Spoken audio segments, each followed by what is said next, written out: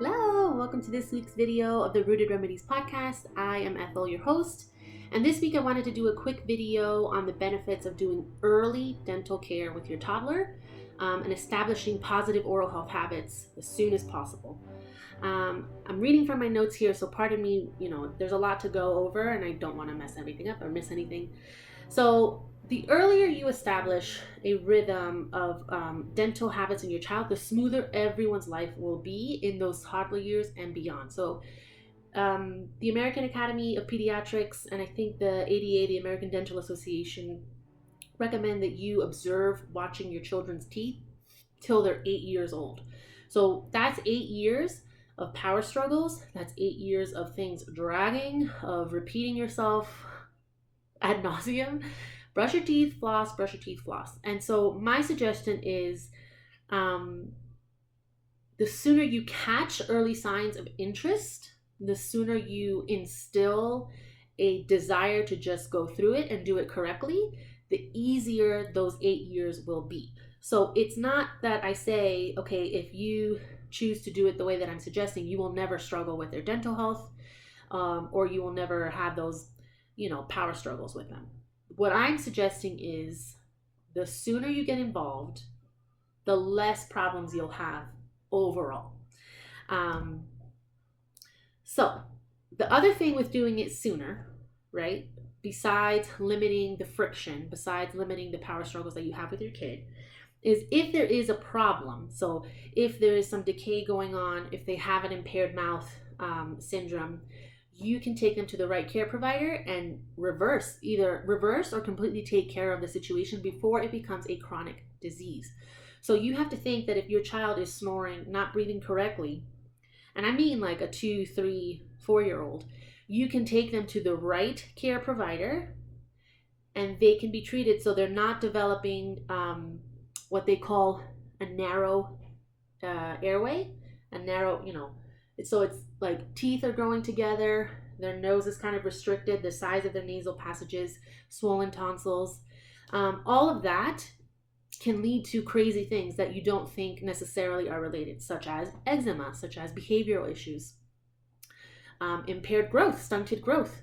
If you're not getting enough oxygen to your system, your stress levels are increased and you're just not growing optimally. You're not healthy. So getting to know your child and getting to know their body helps you stay in tune with your child's mouth. And I know that sounds like, what is this lady going on about? But in reality, because your mouth is the first warning sign to like something going on with your body, it's so much easier to do it as a 1, 2, 3-year-old and say, hey, I don't think this baby is, getting the right nutrition. They've got a lot of plaque buildup. I think they're eating too much sugar, or maybe they're not eating properly prepared grains. In my case, I don't benefit from eating grains. I do kind of give it to my kids, a little bit of white rice and very occasionally a treat of pasta. But it's something that I'm very aware of. If I see, and I haven't seen it, I'm not going to lie, I haven't seen a tremendous plaque buildup in their mouth that's given me concern. So yeah, the sooner you're involved, the less struggle you have over time, and the earlier and the quicker you will see a sign of something kind of going astray.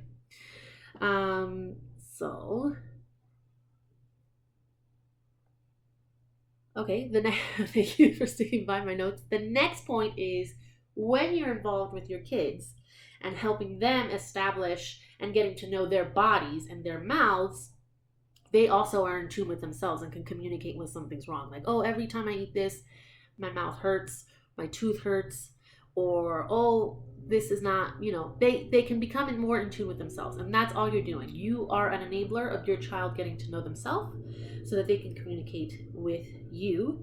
And this kind of helps them not establish fears around the dentist or around being looked at in their mouth. My daughter and I have a great habit of kind of before bed, we brush our teeth. She knows to lay down in my lap. I look in her mouth with the little mirror, just kind of dirty, little light in it. She knows I get to check in her mouth every now and then. And now my son, who's a little older, is like, hey, my turn. So I grab him, I do a one over, and And yeah, that's something I've invested my time in. So building self-esteem because they are in control of their own health and in their own habits. So I know it sounds kind of like, a 2 or 3 year old does not have self-esteem issues and cannot build the habits for building confidence. And I can tell you that they will magically respond to the attention and the care that they give to their own teeth.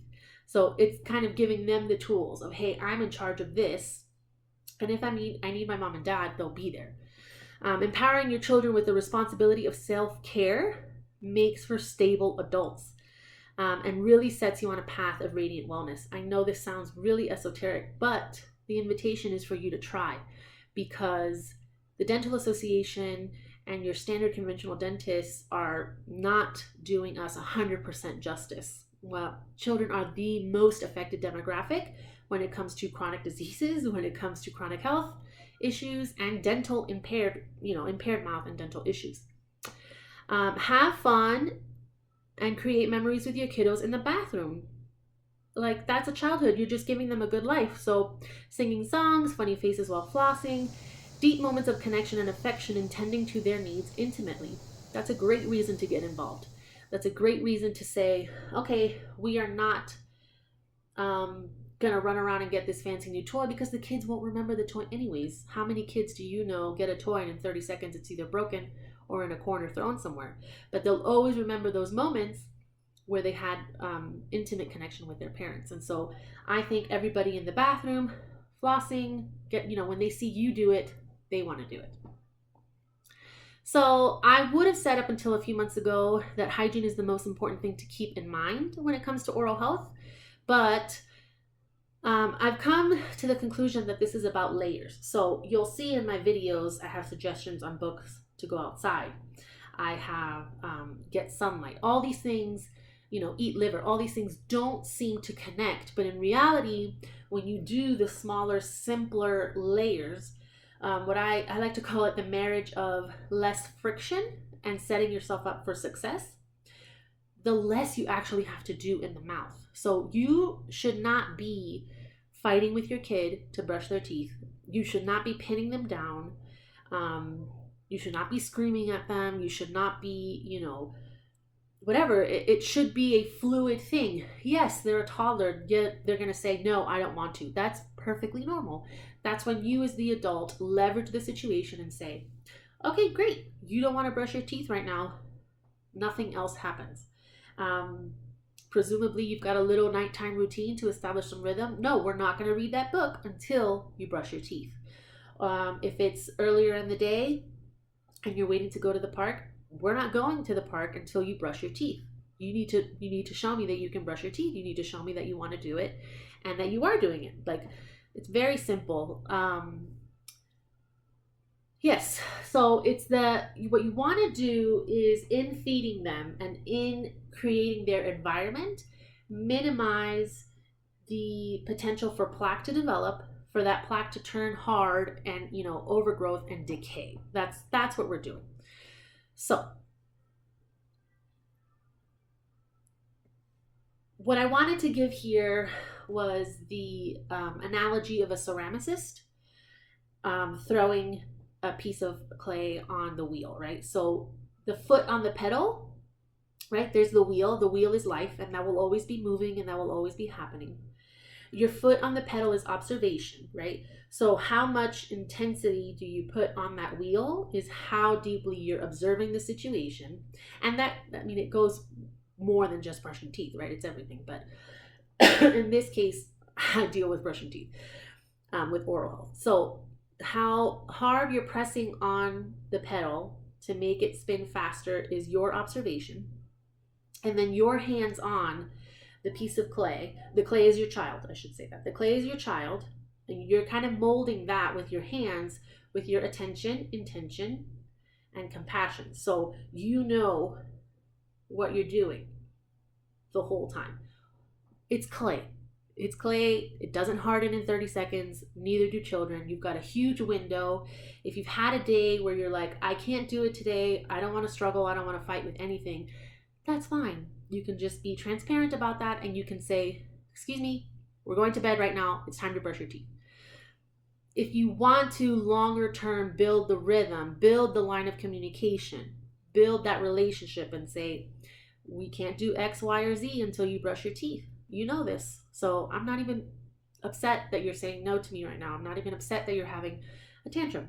You need to understand these things have to happen in order for the things that you want to happen occur. So I hope that makes sense. I hope my analogy works. So that's reasons to do early childhood intervention in terms of oral health. You want to get in there early because it helps establish or limit the friction overall. So you've got 8 years of having to watch your kids brush their teeth. The sooner you get involved, the easier it is. You've got empowering them for ownership of their own body. You've got a line of communication established with your kids. So between you and your kids, hey, we are all in this together to take care of you and to take care of your body, but you're in charge. So that's a beautiful thing to teach a kid early on. And then the last one is, it's that beautiful relationship of your observation on your child and what's kind of coming through when you do that. And are there days where you're going to be great? There are days you're going to be on point and you're going to say, yeah, we know this, and your kid's going to respond 100%. After breakfast, we brush our teeth, then we walk the dog, then, we prepare lunch, then we clean up lunch, then we play a little bit with our toys, then we go at the park. Then we know, okay, it's dinner time, bath before the dinner time. Okay, then we read books, then we brush our teeth, then we go to bed. That monotony, that twilight zone for the parent of you doing things over and over again actually sets the foundation for their oral health, because it isn't just brushing and flossing. I promise you, you don't want to fight every day brushing and flossing. You just don't. You want to have it be a natural part. Okay, I know we're going to the park. I got to put my shoes on, right? Okay, I know after dinner for a little bit, we brush our teeth. It just becomes habit. And then you can empower them with, they brush their teeth first, then I do it a little bit. All right, so I hope that wasn't too complicated. I hope that wasn't too complex. It's fairly straightforward, but it does take that dedication. It does take that time, investment up front for you to kind of minimize the impact later. Thanks for sticking around. If you like what you see, if you like what you hear, like and subscribe. Share this video with your friends. Otherwise, I get sad, okay? Thanks so much. See you next week.